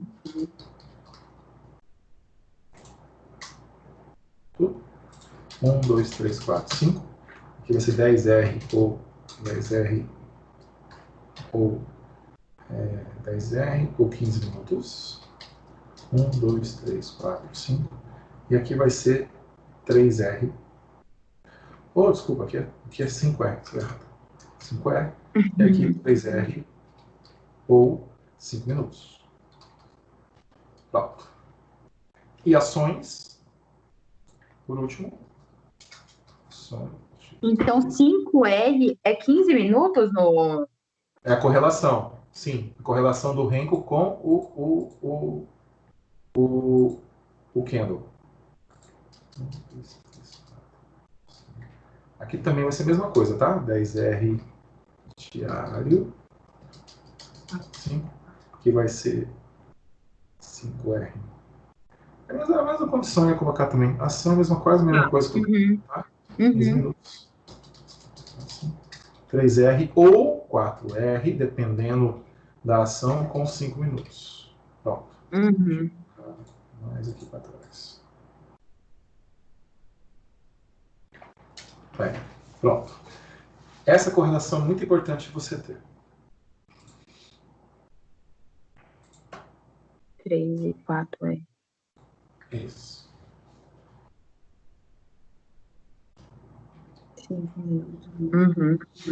Tá? Isso aqui é o que vai fazer você ler no mercado as correlações entre Renko e Kendall, tá bom? Esses três caras aí.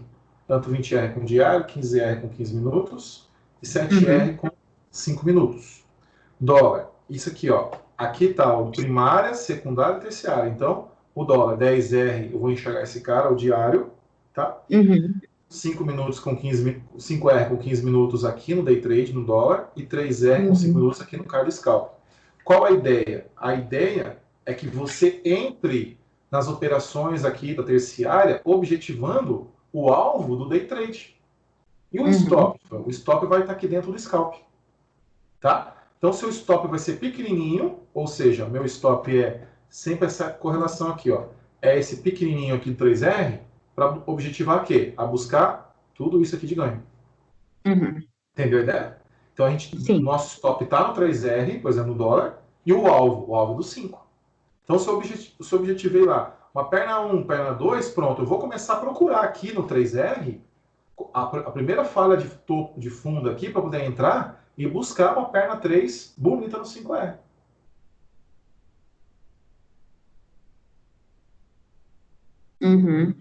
Certo? Certo. Esse que é o nosso propósito no mercado. A gente observa as correlações, principalmente em relação as pernas sendo feitas aqui no 3R, que vai puxar o 5, que puxa o 10. Então, sendo assim, eu fico mais tranquilo com a correlação, justamente por quê? Porque o meu stop sempre vai ser no pequeno, tanto do 7R do índice, do 3R do dólar, do 3R ou 4R das ações, e os alvos. Os alvos vai ser de 5R em ações e dólar, e 10R, de repente, o 15R, que você ficar mais convidativo com relação ao day trade, tá bom? E aqui, aqui é a minha ordem do dia. Aqui é a minha orientação básica para onde esse mercado vai. Né? Que eu mostrei para você o dólar. Se o dólar tinha projeção de queda, então, fazendo ainda os topos e fundos ascendentes com as falhas de topo, obviamente que eu vou continuar a buscar aquela queda. Montar as minhas linhas de defesa e toda vez que ele bater nelas, eu vou vender. Né? Para buscar aqueles alvos que tem que buscar lá embaixo. Tá? Então, esse aqui sim. Agora você pode tirar foto, guardar. Tá? E para você poder utilizar todos os dias. Olha que legal que a gente vai ver agora. Ó. Posso pagar? Pode. Já tirei print. Beleza. Vamos lá. E já anotei também. Já. Tranquilo. Vamos pegar aqui uma outra... Deixa eu tirar esse cara aqui. Eu vou colocar lá. Aí eu vou abrir aqui as minhas... Aqui, por exemplo. Ó. Vamos pegar o índice? Ó o índice. O índice... Que coisa feia. Tanto de baixo, que já foi, como de alto, que está sendo feito. Ó que legal. Ó, cadê a UBS? A UBS comprou. A UBS comprou aqui, ó, a 61 mil. Opa, desculpa, deixa eu pegar aqui.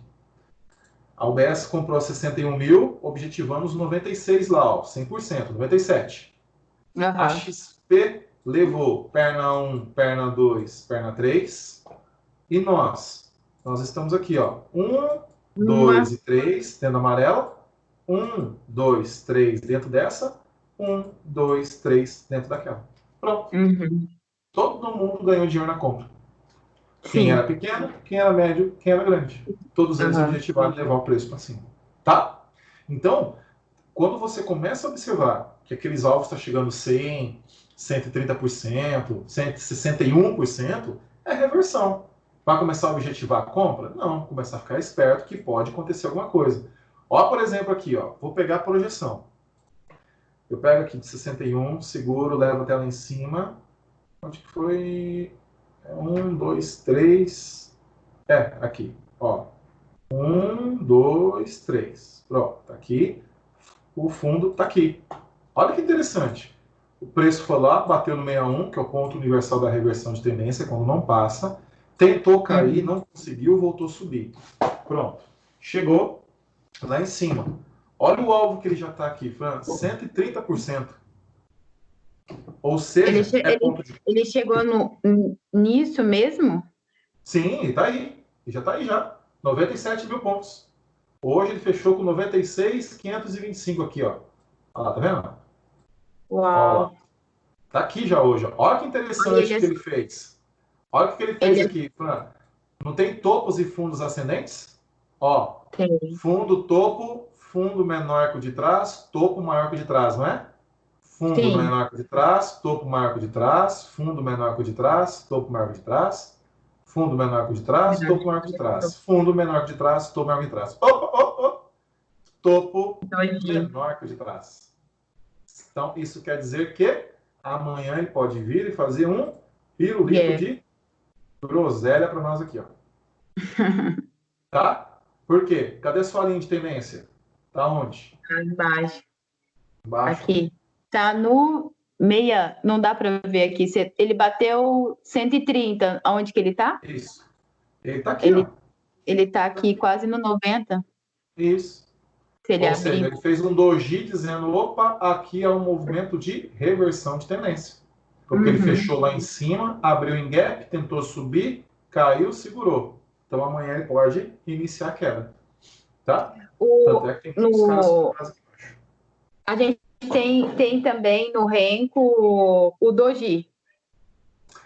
Na verdade, nós só temos um martelo. Só o martelo. Ali foi... Por exemplo, aqui é 20R, né? Vamos colocar o 20R para ele? Olha lá. Olha o que aconteceu, por exemplo, lá. Ó. Ele foi, subiu, tem subido, né? Todos esses dias aqui, ó. Olha. Nossa. Então, você tem aqui, por exemplo, ó, a linha de tendência está aqui, a principal, as auxiliares Sim. estão onde? Aqui, e a outra mais próxima está onde? Aqui, ó. Estava aqui, foi rompida, só que fez fundo menor, então foi aqui. Aqui foi rompida, fez fundo menor, então beleza? Pronto, ó. Ele está exatamente no ponto de ruptura da nossa linha de tendência lá, ó. Tá vendo? Sim. Esse caso é mais aqui, ó. Pronto, tá lá, ó. Dormiu na posição de compra. Só que você olha lá embaixo, como é que tá o nosso MACD? Tá embaixo. Tá vendido. E bem vendido, ó. Com muita força de venda para baixo da nossa média. Opa, então a tendência é perna 1, perna 2, perna 3, lá embaixo. Isso. Vai fazer uma 1. Se não conseguir subir em retração, vai fazer perna 3. Perfeito? Perfeito. Aí vira uma 1 novamente, que sobe em retração, se não conseguir subir, outra 3, que vira outra 1 novamente. Então esse 1, 2 e 3 é um eterno retrair, projetar. Perfeito? E, quando a gente diz Pitágoras, esse movimento pode repetir inúmeras vezes. Tá? Então, o índice hoje praticamente dormiu vendido. Vamos ver se amanhã, de repente, não entra com muita força, ele abre em gap, porque agora ele tem uma outra linha onde? Tem uma linha aqui em cima, ó. Então, para comprar, ele vai ter que abrir em gap aqui em cima, bate aqui, ó.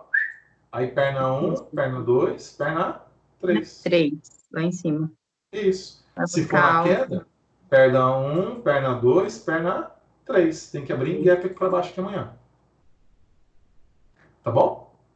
Então, como você tem agora esses indicadores, eu quero que você estude, olhe no seu gráfico, tenta achar os ativos em achar perna 1, perna 2, perna 3, tá? Para a gente poder dar sequência na próxima aula e você já começar a edificar. Bom, você já tem as falhas do fundo fase de topo, a leitura de como se faz, como se desenha as linhas de tendência, né? Que são as linhas de nossa segurança, e principalmente os fatores de reversão de tendência, que são os mais importantes, que é onde a gente entra para ganhar muito dinheiro, né?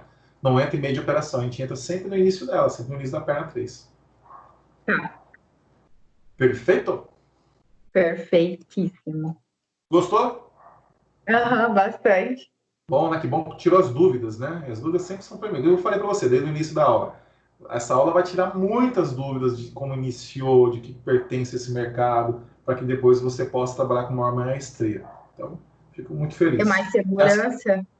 Isso, muito mais segurança. O Renko é muito mais limpo, mais claro, entendeu? É muito melhor do que o Kendo nesse sentido. E a questão de exercício, pegar simulador, exercitar, até para você entender como que pode pegar o feeling das entradas, dos stops, desenvolver, né, dia a dia. Tenho certeza que isso aí já vai virar uma constante na sua vida. Tá bom? Depois eu te aviso a próxima aula para você vir fazer, aí nós vamos já arrumar a fazer mais uma aula em relação às dúvidas que você tenha. Se for muitas, nós vamos bater bastante nelas, se não, nós vamos caminhar para a Fibonacci. Perfeito? Perfeito. Então, tá bom. Então, por enquanto, muito obrigado. Gostei bastante. Eu gostei, tirei um pouco das dúvidas. Agora, a ferramenta, muito bom. Já anotei bastante. Perfeito. Ótimo. Não, e ainda vai vir, né, os refinamentos. Nós vamos mostrar por que chega aos 87,9% de eficiência, o que nós temos que ler, né? Mas fica tranquilo que o passo a passo vai ser bem feito contigo e você vai conseguir ter uma noção muito melhor desse mercado. Então é questão de tempo. Só a gente, nas próximas aulas vai vir muita coisa boa a seguir. Principalmente Fibonacci. Para mim é a melhor aula de todas. É incrível como ele fala para nós quando o mercado não vai, por exemplo, quando vai dar errado, quais são os pontos de reversão, universais de reversão, né? Então, é muito bacana nesse sentido. Como eu te mostrei, o índice já está em 130 pontos. Pode subir? Pode, até de repente aos 161% lá da projeção. E aqui, por exemplo, ele ir até os 98 mil pontos lá, ó, tá vendo? Olha, bateu 98 mil pontos aqui, o próximo é 104 mil pontos, ó, em 161%. Aqui eu te falo que o preço não passa. Daqui não passa. Tá? Geralmente aqui o preço tende a corrigir, mas já que bateu 130, pode estar com muita força de querer buscar 104 logo, depois fazer uma realização entre 61 e 104. Aí você vai ter 43 mil pontos. Se cair pelo menos metade, cai 23, aí vai lá para os 77 mil, 77 mil pontos, né? Então volta novamente a subir e vai estar numa condição muito boa. Ou seja, olha onde está 77 mil pontos. Naquela linha lá de baixo nossa, ó, bem aqui mais ou menos, ó, tá vendo?